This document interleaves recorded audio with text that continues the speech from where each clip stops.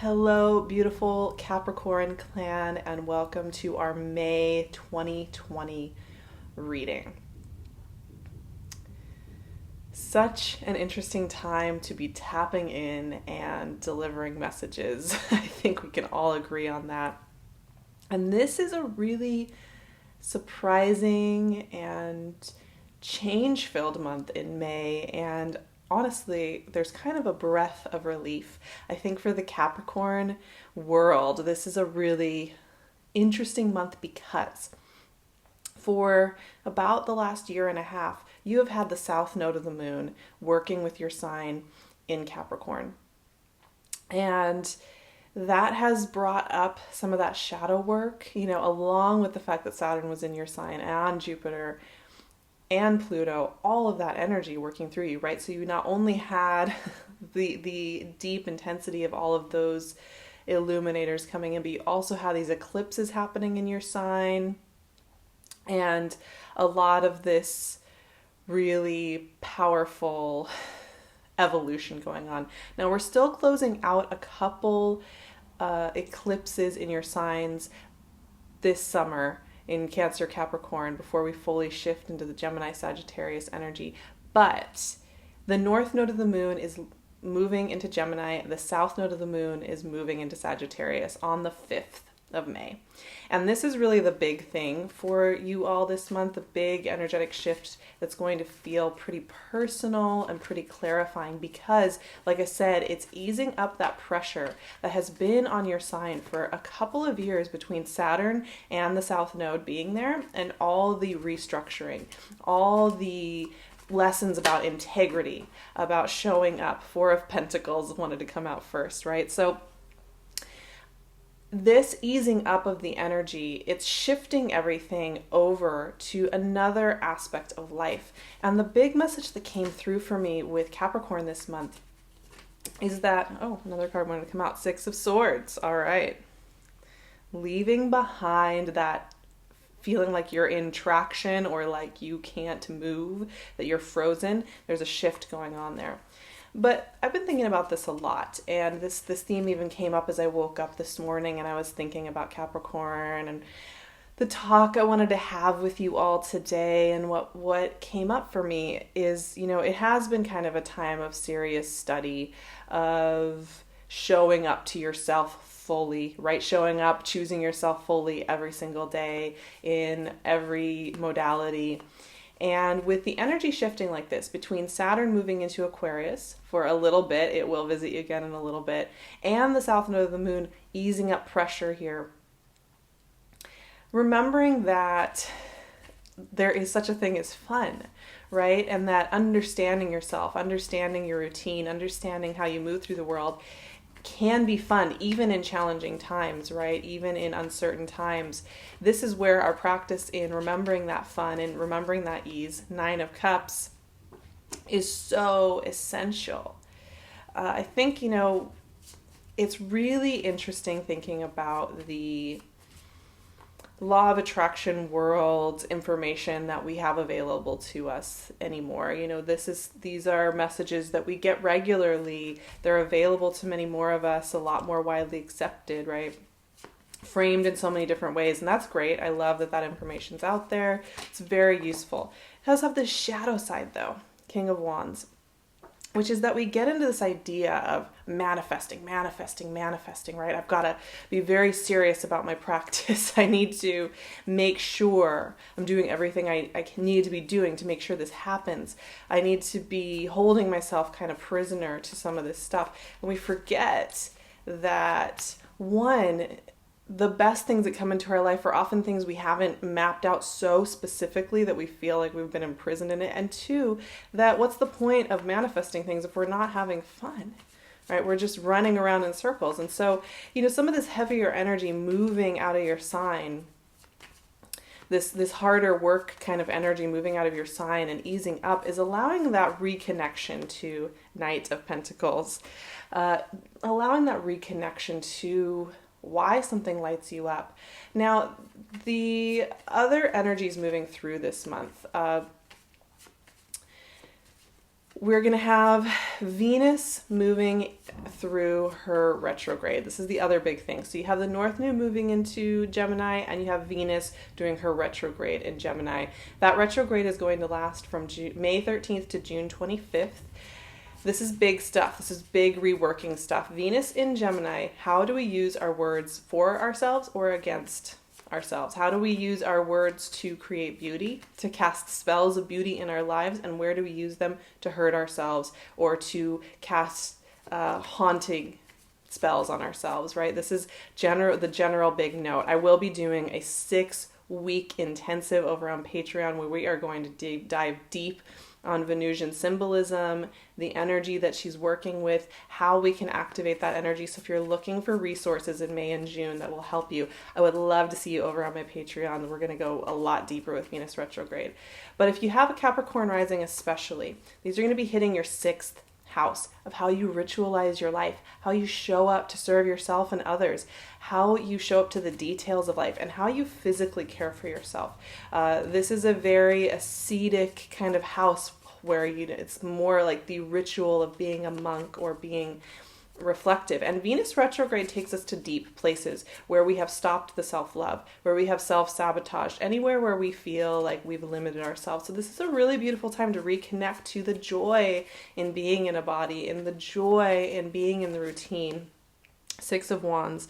Those are the big things happening this month. Jupiter is, this is the other thing. All these outer planets are going retrograde. Saturn, Jupiter, and Pluto are all going to be retrograde starting in May.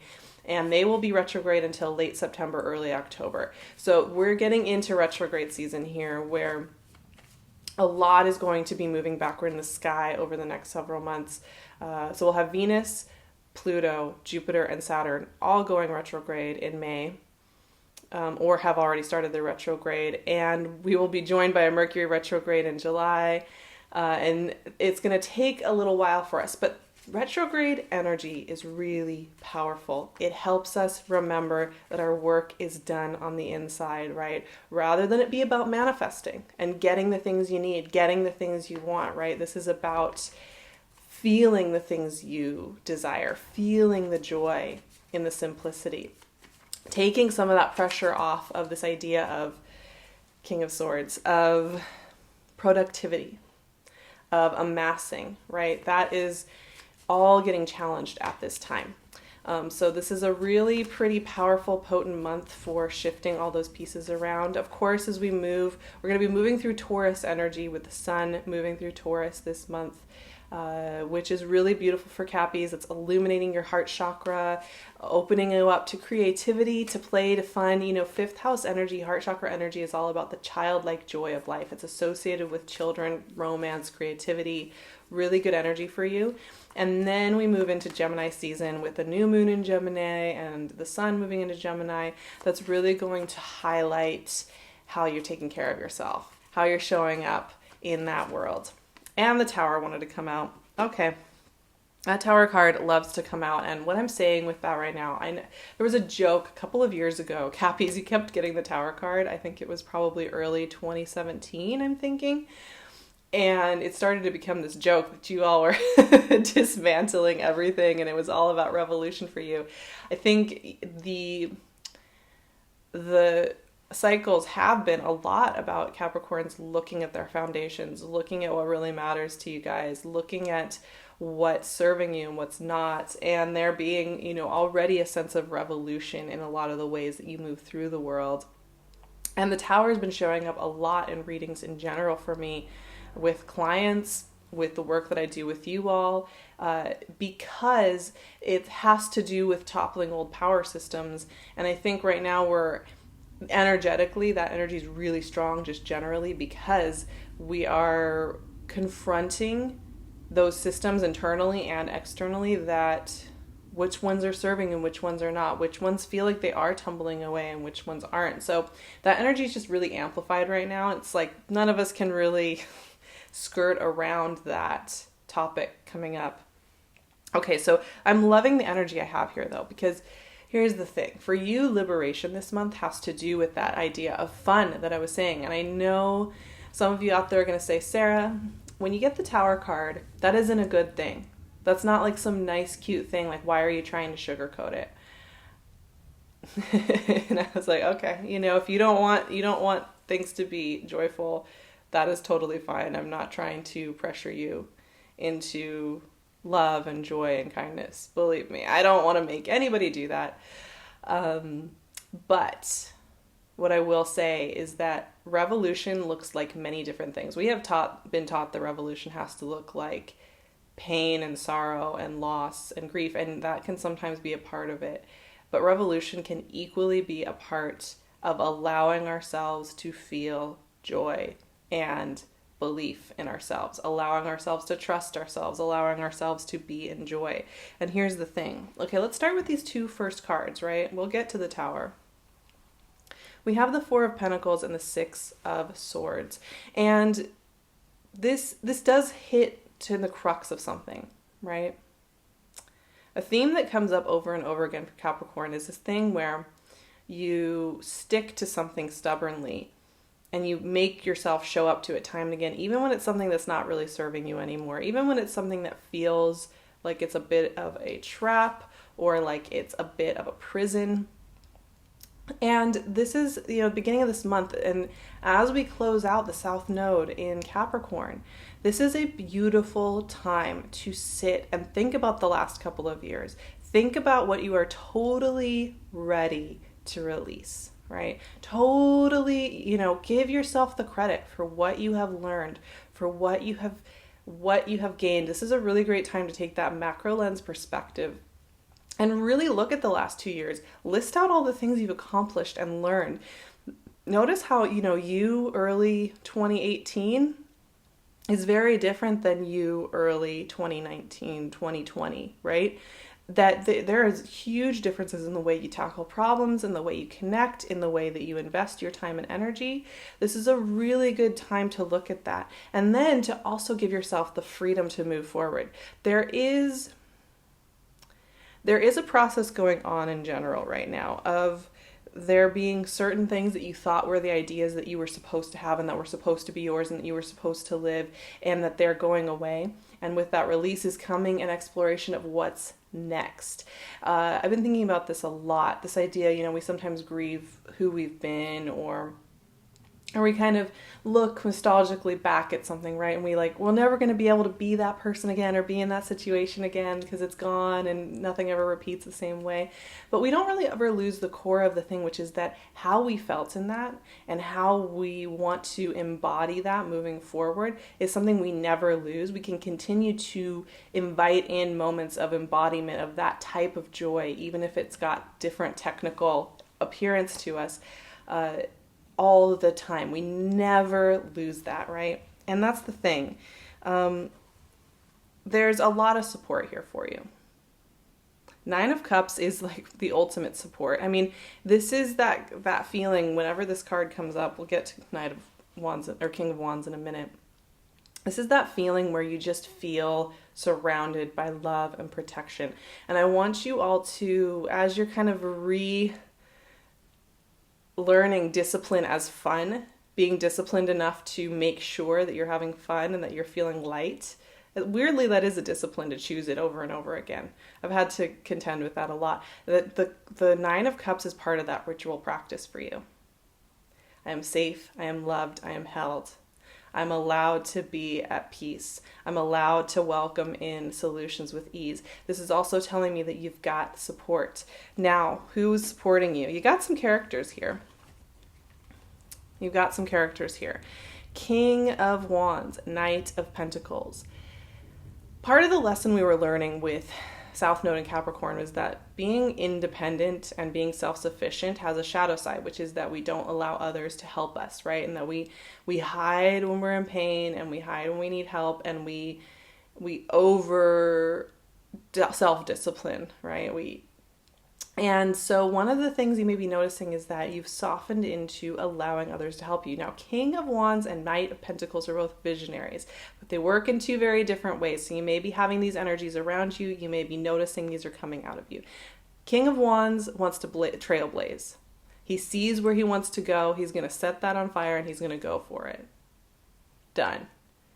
Focused, intent, serious. Very playful, but also just a little stubborn, right? And the Knight of Pentacles is going to look around and notice all the details.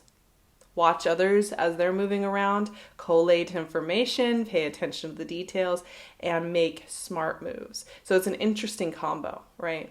One is just going to go for it and make it happen. One is going to watch and perceive. I think both of these can be happening at the same time, especially energetically. We can absolutely be self-determined and sovereign and say, this is where I'm going. And we can also wait and watch and notice how those elements are helping us do that and not be knee-jerk about it. And I think Capricorns, you understand that logic, that you're going to build steadily and with focus for a long time. Now, there is this card of triumph and clarity, Six of Wands and King of Swords. These are cards of answers, clarity, graduation, moving forward. Things are not stagnant at this time. And that's one thing I'm noticing about May energy in general. It's not a time of stagnation, despite the fact that a lot of things have slowed to a halt, and there's a lot of this kind of feeling like there isn't planning that can be done. Actually, May, you start to notice that there's this locking into new ways of moving forward, new answers coming in, new movement.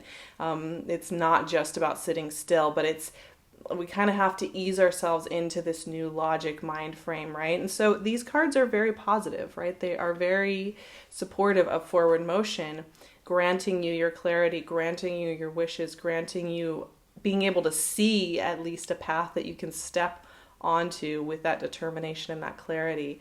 Okay, so let's talk about the Tower, though. We don't want to shortchange ourselves on this because the Tower is a powerful card. You know, let's call it what it is. It's a powerful energy that absolutely wants things to be different, right? This is not about status quo. It's not about maintaining the status quo. It never has been. And I think a lot of us have been trained in consumer culture and capitalism to have your thing, whatever that is, your routine, your schedule, your job, your identity, your box that you've been given, and to make sure we stay in that box and we make sure we repeat it over and over and over again. And the Tower is uncomfortable because the Tower wants organic shape, it wants surprise, it wants flow, it wants to break down those dams and let the river flow the way that it wants to flow.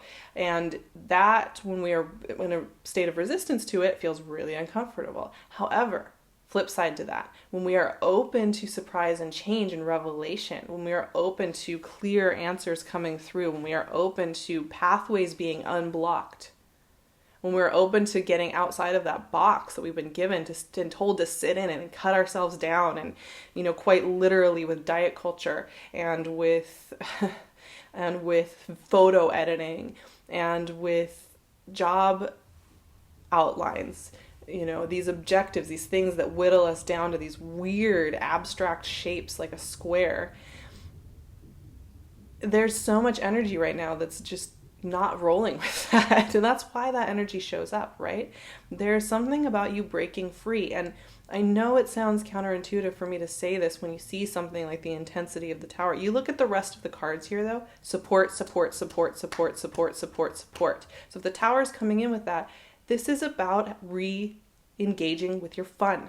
This is about re-engaging with your own empowerment within that, within whatever is going on here. This is about you completely reclaiming your empowerment, your evolution, your complete reinvigoration of life, and there being nothing that can stop you from that. Now, I have some keywords that I wrote out for the month of May, and we're going to pull one for you. Wow, the card, almost the whole bowl wanted to fall out there. I'm trying to, okay, what do we have? Magic. Magic is your keyword today. Woo, I love that. You have magic in your bones. You have the ability to tap into a form of creative clarity and determination like nobody else. And you're allowed to have that. You're completely allowed to have that. You're completely allowed to feel empowered, bold, innovative, wild, free. You're allowed to shrug off some of the weight that maybe has held you down in recent months and recent years. This is a time of electrical recharge. Quite literally plugging back in and getting that electrical recharge. This is a huge month for Capricorns as far as shift in energy. And I want it to be a time for you to feel empowered, not disempowered, not victim to circumstance, not feeling like you've been stripped of your power, but to feel like you have been fully charged up. You are the storm. You're not experiencing the storm. You are the storm. Like I said, I'm going to be offering a lot of extra resources and support for all these retrograde energies coming up over on my Patreon. We do weekly check-ins. We do all sorts of wonderful things together over there. So if you're looking for that extra support and you want to dive deep with Venus, I would love to see you over there. You can find that link below. You can also work with me one-on-one. I am going to be opening up June sessions very soon. So keep an eye on my calendar. I'll leave my booking link below so you can get a feel for that calendar. And you can find me on Instagram at Sarah Verba. You can also find PinkLune's gorgeous jewelry on her Etsy shop. I wear her jewelry every day. Taurus magic in her hands, given straight to you. So if you're looking for that, I will leave her link below as well. And I will see you all very soon for more moon magics and for more readings ahead.